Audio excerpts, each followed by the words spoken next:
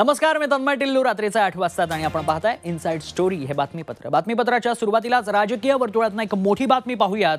मुख्यमंत्री आणि उपमुख्यमंत्र्यांनी कॅबिनेट मंत्र्यांना पहिल्याच बैठकीमध्ये काही सूचना केल्या आहेत. जी खाती दिली जातील त्यांची कामं व्यवस्थित करा, वादग्रस्त भूमिका आणि विधानं करणं टाळा, अशा सूचना एकनाथ शिंदे आणि फडणवीसांनी केल्या आहेत. कॅबिनेट बैठकीनंतर सगळे सचिव आणि अधिकाऱ्यांना बाहेर जाण्यास सांगण्यात आलं. त्यानंतर कॅबिनेट मंत्र्यांना या सूचना देण्यात आल्या. मंत्री न झाल्यानं नाराजी असली तरी वाद वाढवू नका, अशा काही सूचना मंत्र्यांना करण्यात आल्या आहेत.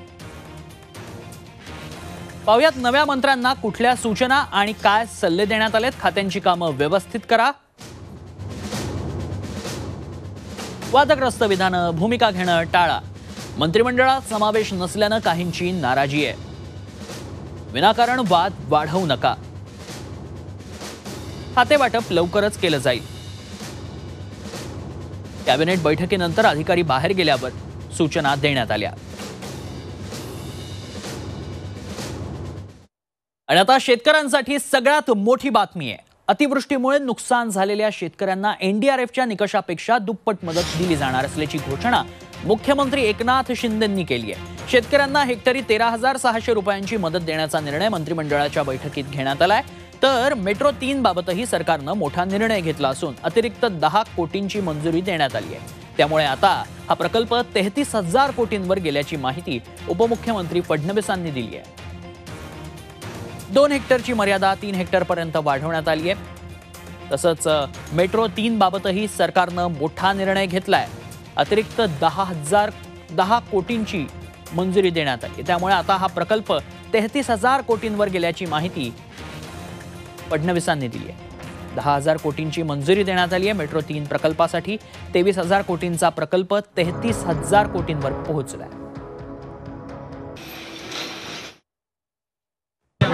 एनडीआरएफच्या जी मदत आपण देत होतो, एनडीआरएफच्या नियमाप्रमाणे त्याच्या दुप्पट नुकसान भरपाई या ठिकाणी देण्याचा निर्णय आजच्या कॅबिनेट बैठकीमध्ये आम्ही घेतलेला आहे.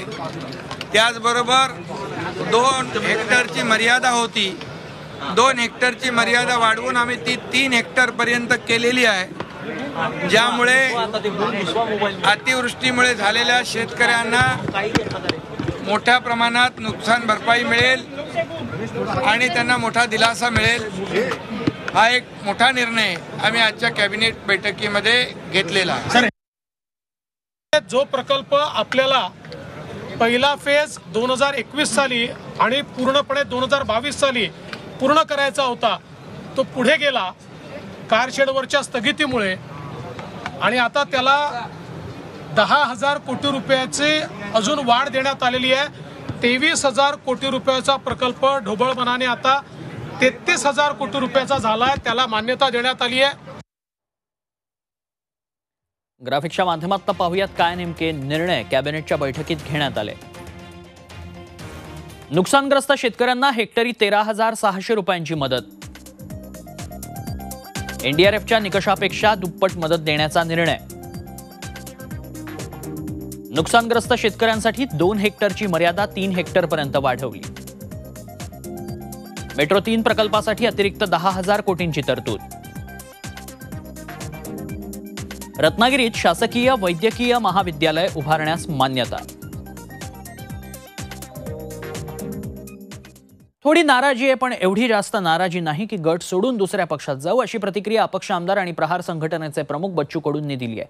बच्चू कडू यांनी आज राज्याचे मुख्यमंत्री एकनाथ शिंदे यांची त्यांच्या नंदनवन बंगल्यावर भेट घेतली.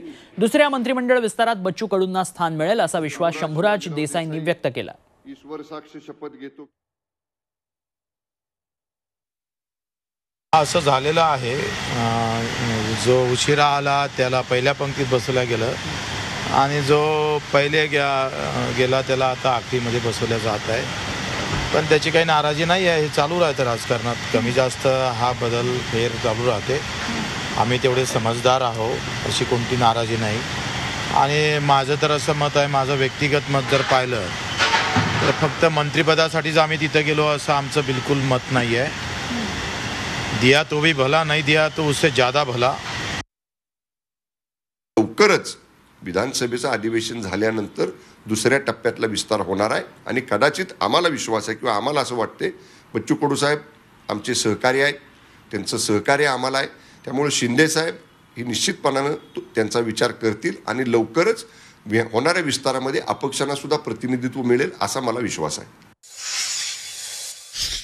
तर दुसरीकडे मंत्रिपद मिळाल्यानंतर पहिल्यांदाच संजय राठोड यांनी प्रतिक्रिया दिली आहे. आपल्याला क्लीन चिट मिळाल्यानंतरच आपण मंत्रिपदाची शपथ घेतली.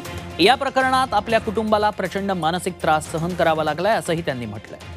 संजय राठोड प्रकरणात कायदेशीर कारवाई सुरूच राहील असं एकीकडे चित्रा वाघ यांनी स्पष्ट केलंय. तर या प्रकरणात यापुढेही आरोप सुरू राहिले तर मात्र कायदेशीर कारवाई करण्याचा इशारा राठोड यांनी दिलाय.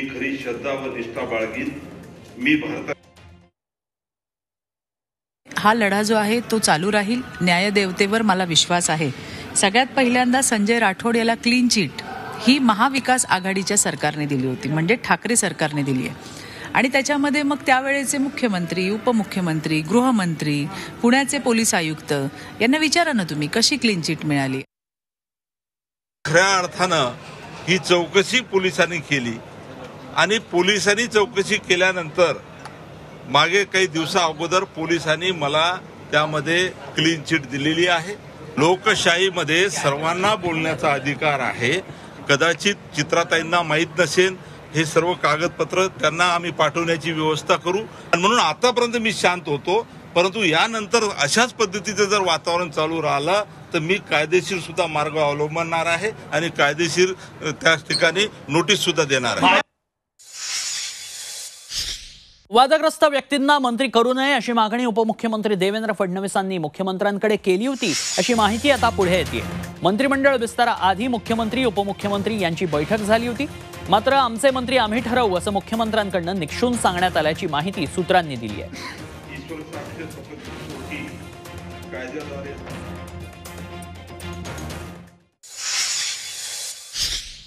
चांगलं खातं पदरी पडावं यासाठी तर मंत्री लॉबिंग करतातच, पण चांगल्या ठिकाणी बंगला मिळावा यासाठीही मंत्री आग्रही असतात.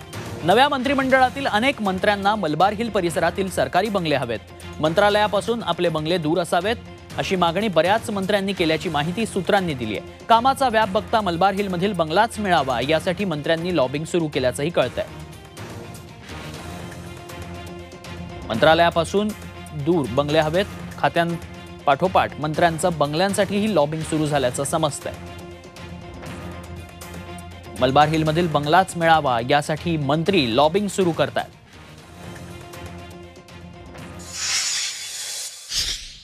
मुख्यमंत्री आणि वर्षा निवासस्थान हे नातं तसं खरं तर घट्ट आहे. मात्र मुख्यमंत्री एकनाथ शिंदे नंदनवन सोडायला काही तयार नाहीत. निदान मंत्रिमंडळ विस्तारानंतर तरी ते मुक्काम वर्षावर हलवतील असं वाटत होतं. मात्र ते नंदनवनमधून राज्याचा गाडा हाकणार आहेत. काय त्यामागचं कारण पहा. वर्षावर नेमप्लेट पण सत्ता केंद्र नंदनवनच. मुख्यमंत्री शिंदेंची नंदनवनलाच पसंती. वर्षा आता केवळ बैठकांसाठी. राज्यात शिंदे फडणवीस यांचं सरकार स्थापन होऊन महिनाभरापेक्षा जास्त वेळ उलटून गेला. त्यानंतर महाराष्ट्रातील प्रत्येक छोट्या मोठ्या राजकीय घडामोडींचा साक्षीदार राहिलेला आणि मुख्यमंत्र्यांचं शासकीय निवासस्थान असलेल्या वर्षा बंगल्यावर मुख्यमंत्री एकनाथ शिंदे यांची नेमप्लेट लावण्यात आली. मात्र मुख्यमंत्री शिंदे आधीच्याच नंदनवन बंगल्यात आपला मुक्काम ठोकणार आहेत. त्यामुळे वर्षा बंगल्याचा वापर केवळ कार्यालयीन बैठकांपुरताच करण्यात येणार आहे. राज्याच्या राजकारणात वर्षा बंगल्याला सर्वाधिक महत्त्व आहे. जो मंत्री होतो तो एक दिवस वर्षा बंगल्यावर जाण्याचं स्वप्न पाहतोच पाहतो. आणि हा बंगला मिळाल्यानंतर आजपर्यंत महाराष्ट्राच्या इतिहासात कोणत्याही मुख्यमंत्र्यानं इथं राहण्याची संधी सोडलेली नाही. मुळातच वर्षा बंगल्याचा इतिहास मोठा रंजक आहे.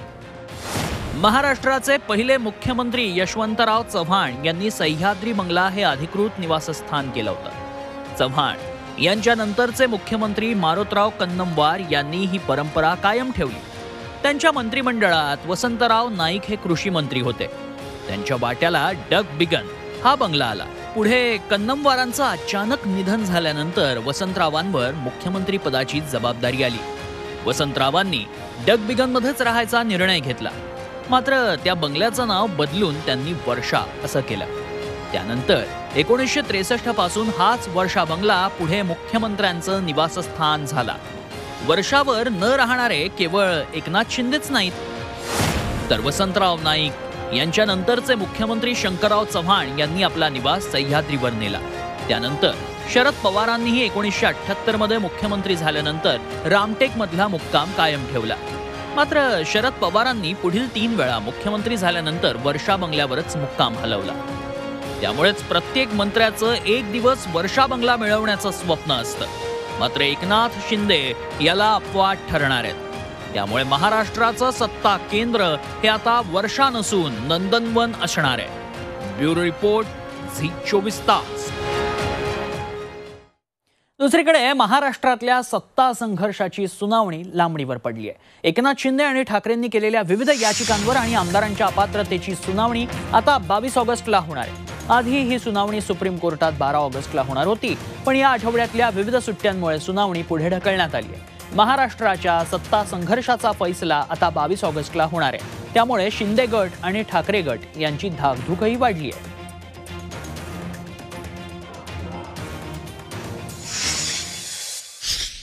आणि आता बातमी बिहारच्या राजकारणातनं पाहूया. जेडीयूचे सर्वेसर्वा नितीश कुमार यांनी बिहारच्या मुख्यमंत्री पदाची शपथ घेतली आहे. नितीश कुमारांनी 8व्यांदा मुख्यमंत्री पदाची शपथ घेतली. त्यांच्यासह आरजेडीचे नेते तेजस्वी यादव यांनी उपमुख्यमंत्री पदाची शपथ घेतली. 5 वर्षांनंतर पुन्हा बिहारमध्ये जेडीयू, आरजेडी आणि काँग्रेसच्या महागठबंधनचं सरकार स्थापन झालंय. पहिल्या टप्प्यात केवळ नितीश कुमार आणि तेजस्वी यादवांचा शपथविधी पार पडलाय. या महागठबंधन सरकारमध्ये डाव्यांसह 7 पक्षांचा समावेश आहे. 2014 वाले 2024 पर्यंत टिकणार नाहीत असा टोला त्यांनी शपथविधी सोहळ्यानंतर भाजपला लगावला. तसंच भाजप विरोधात सर्व विरोधकांनी एक व्हावं असं आवाहनही केलंय.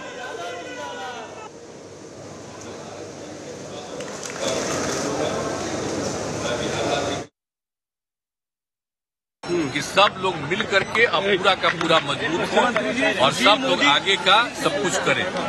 अब तो आने वाला है ना भाई.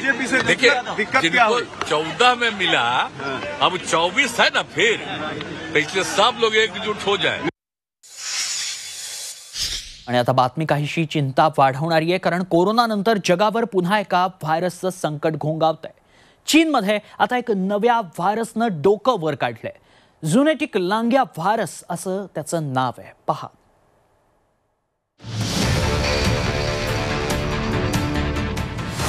कोरोनानंतर झुनोटिक लांग्या व्हायरसचा धोका.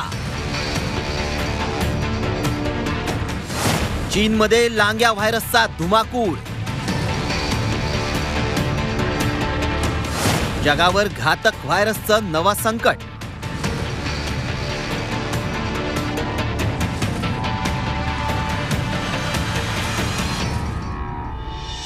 आधी कोरोना, नंतर मंकीपॉक्स आणि आता झुनोटिक लांग्या व्हायरस. एक संकट संपत नाही, तो जगात दुसरं संकट येऊन ठेपतं.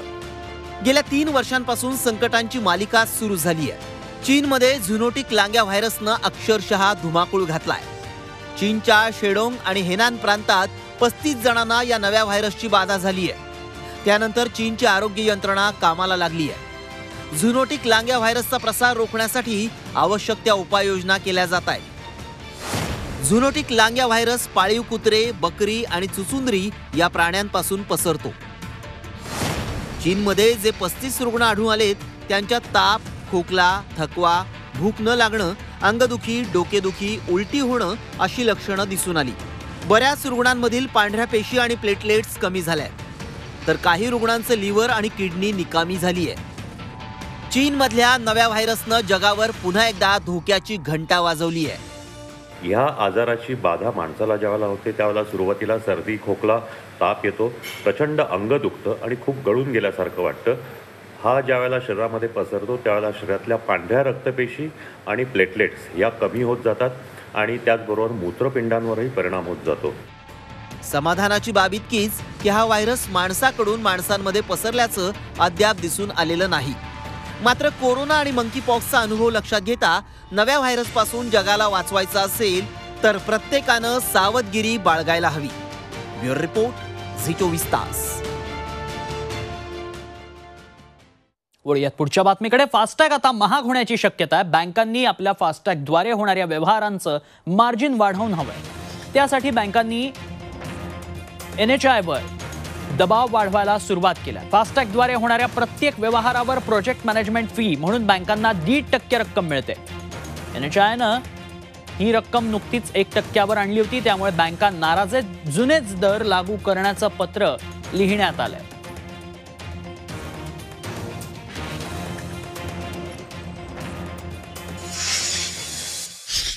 रिझर्व्ह बँकेनं पुण्यातील रुपी बँकेचा परवाना रद्द केला आहे. कर्जदारांकडनं कर्ज थकवण्यात आल्यानं ही बँक अडचणीत आली होती. बँक अडचणीत आल्यानंतर बँकेवर प्रशासक नेमण्यात आला होता. तसंच या बँकेच्या विलिनीकरणाचे प्रयत्न देखील सुरू होते. मात्र विलिनीकरणाच्या चर्चा सुरू असतानाच परवाना रद्द झाल्यानं ठेवीदारांना मोठा धक्का बसलाय. 2017च्या हायकोर्टाच्या आदेशानुसार रिझर्व्ह बँकेनं रुपी बँकेचा परवाना रद्द करण्याचा निर्णय घेतलाय. या निर्णयामुळे आता 6 आठवड्यात बँकेचे व्यवहार बंद होणार आहेत. रुपी सहकारी बँक ही मोठी सहकारी बँक होती. राज्याच्या बाहेरही या बँकेच्या शाखा होत्या. लाखोंच्या संख्येनं त्याचे ठेवीदार होते. पण कर्जदारांनी बँकेची कर्ज थकवल्यानं बँक अडचणीत आली होती. रुपी बँकेची सद्यस्थिती काय आहे पाहूयात. ठेवीदार आहेत 5,15,000. ठेवी आहेत 1,300 कोटींच्या. कर्जदार आहेत 2,442. थकीत कर्ज आहे 310 कोटींचं. फेब्रुवारी 2013ला रिझर्व्ह बँकेकडून निर्बंध घालण्यात आले. राजकीय वर्तुळात एक महत्त्वाची बातमी पाहूयात. उद्या सकाळी 9 वाजता शिंदे गटाचे सर्व मंत्री बाळासाहेब ठाकरे यांच्या स्मारकावर दर्शनासाठी जाणार आहेत. मुख्यमंत्री एकनाथ शिंदे यांच्यासह 9 मंत्री तिथं पोहोचतील. शिंदे गट 9 मंत्री बाळासाहेबांच्या स्मृतीस्थळी जाणार आहेत. सकाळी 9 वाजता स्मृतीस्थळावर जाऊन वंदन करण्यात येणार आहे. त्यामुळे उद्या सकाळी 9 मंत्री शिंदे गटाचे बाळासाहेब ठाकरे यांच्या स्मारकावर दर्शनासाठी जाणार आहेत.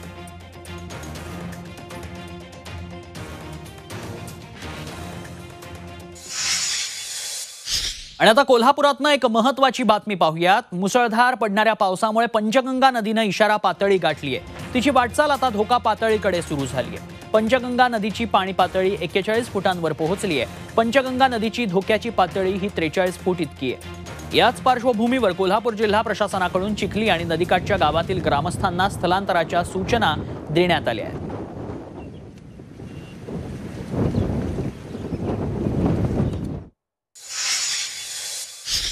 कोल्हापुरात राधानगरी धरण 100% भरले. धरणाचा दुसरा स्वयंचलित दरवाजा उघडण्यात आलाय. एकूण 7 स्वयंचलित दरवाजांपैकी 2 दरवाजे उघडण्यात आले. भोगावती नदी पात्रात 4,456 क्युसेक पाण्याचा विसर्ग सध्या सुरू आहे.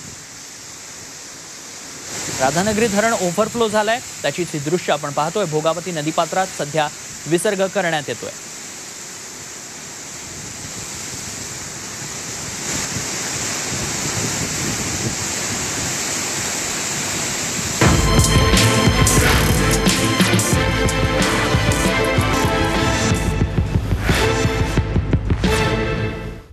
छत्रपतींचा विचार म्हणजे